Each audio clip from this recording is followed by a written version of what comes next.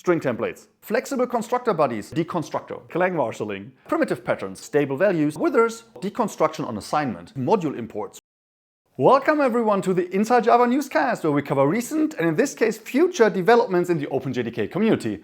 I'm Nikolai Parlock, Java developer advocate at Oracle, and today we're going to look at Java's plans for language evolution in 2025. Specifically, we'll check in on what Project Amber will be working on this year, as well as a few other explorations that I'm aware of. As last episode about all the other projects plans for 2025, working on does not mean releasing this year. Hope is pain, patience is key. Check the description for lots of follow-up links and check inside.java to track OpenJDK's work as it happens. Ready? Then let's dive right in. Project Amber's main focus for 2025 will be on finalizing the 4 features that are currently in preview. I made dedicated videos on each and not much changed since then, so I'll keep this part brief. Remember, if you want to contribute to Java's development, the best way to do so is to try these preview features in your codebase and give feedback on the Amber Dev mailing list. First up, flexible constructor bodies allow us to more freely arrange code in the constructor by lifting the limitation that there can be no code before a call to another constructor, regardless of whether the call is explicit or implicit, or whether the constructor is in the same class or a superclass. This started out with the intent to make the language more flexible, but turned out to come in extremely handy for Project Valhalla's exploration of null-restricted types. If a field is restricted to a non-null user instance, for example, then what should be its initial value? Can't be null since the field should not contain that. But what other instance could it be? Well, what if it actually is null, but the language guarantees that no code ever observes that? That would mean such fields would have to be assigned before a superconstructor is called, and there's the connection between flexible constructor bodies and Valhalla. While there was no change to this feature between its preview in JDK 23 and 24, I personally wonder whether it will stay in preview until Valhalla's requirements are more well understood. If you can make it to California in the 3rd week of March, come to Java 1 and hear it from the horse's mouth.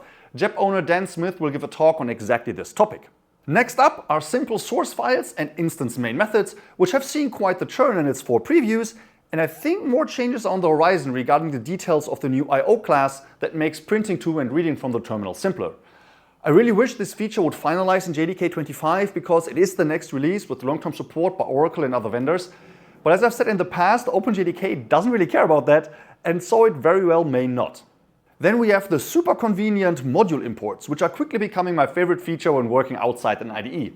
Import module, Java XML or whatever, imports all public types and exported packages from that module and is thus very comprehensive, super concise and easy to read.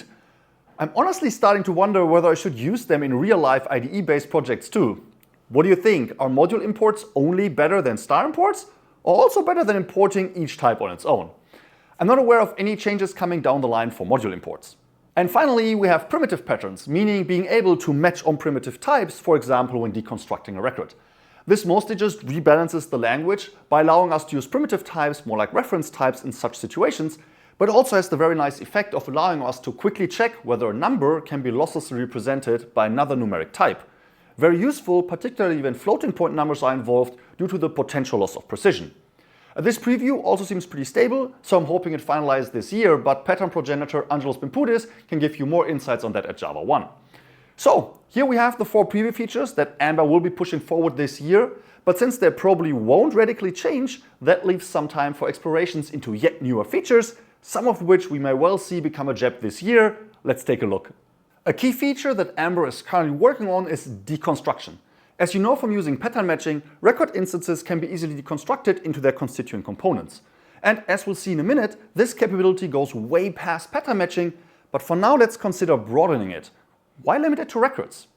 Clearly there are many classes that do much more than hold data or that want to encapsulate their internals and thus shouldn't be deconstructible. And that's all good, nobody's saying that that needs to change. But there are other classes whose instances do mostly hold data and who don't need to encapsulate all of it, and those would benefit from deconstruction. Imagine a class could optionally define a deconstructor that splits an instance into a bunch of values. I guess those would typically reflect some or all of its fields. Then we could use those classes in pattern matching as well as in the other features I'll get to momentarily. Now, shouldn't those classes be records in the first place, you might wonder? And you'd actually be on the right track here. Such classes do probably want to be records and may even have started out as one, but then a requirement popped up that just doesn't align with record limitations. Maybe a field needs to be reassigned or some computation needs to be cached. It makes sense that such requirements don't allow a class to be a record, but it makes much less sense that they then cannot also be deconstructed. With custom deconstructors, you not only have more freedom to pick the kind of type that best fits your situation, you'll also be able to refactor from a record to a class without breaking all code using your type. Similarly to how you can refactor from enum to class, by the way. So this is something Amber is quite busy with at the moment and will open the door to a bunch of cool follow-up features.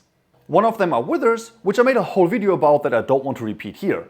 Cliff's notes are that a with expression deconstructs an instance into variables, lets you reassign their values, and then calls a constructor with them, thus giving you a new instance that is mostly the same as the old one except for the changes you made.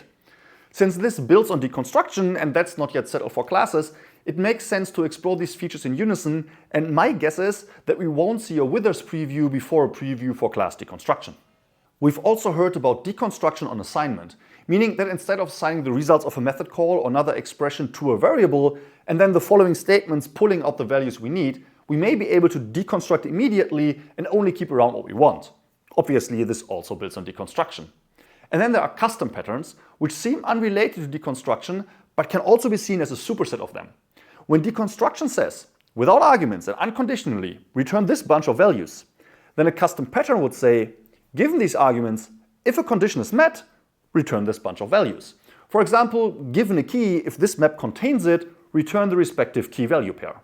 So both of these are kind of blocked by deconstruction, and I'm pretty sure are at best tertiary considerations at this point. But we'll be getting there sooner or later. Unlikely in 2025 though, so why am I talking about them here? I think I nerd sniped myself. Doesn't matter. String templates. The string template preview was pulled because it didn't quite hit the spot. Again, whole video on that. Short version is that the extra syntax it proposed didn't pull its weight, and there are probably better ways to achieve the main goal, which is not code golf, but a safer way to concatenate strings. I hope to hear more about string templates this year. Quick lightning round about 3 explorations I'm aware of. Victor Klang made the questionable decision to make Serialization 2.0 his project, which is why we dubbed it Clang marshalling. To his dismay, I might add, which just motivates me further to make this a thing.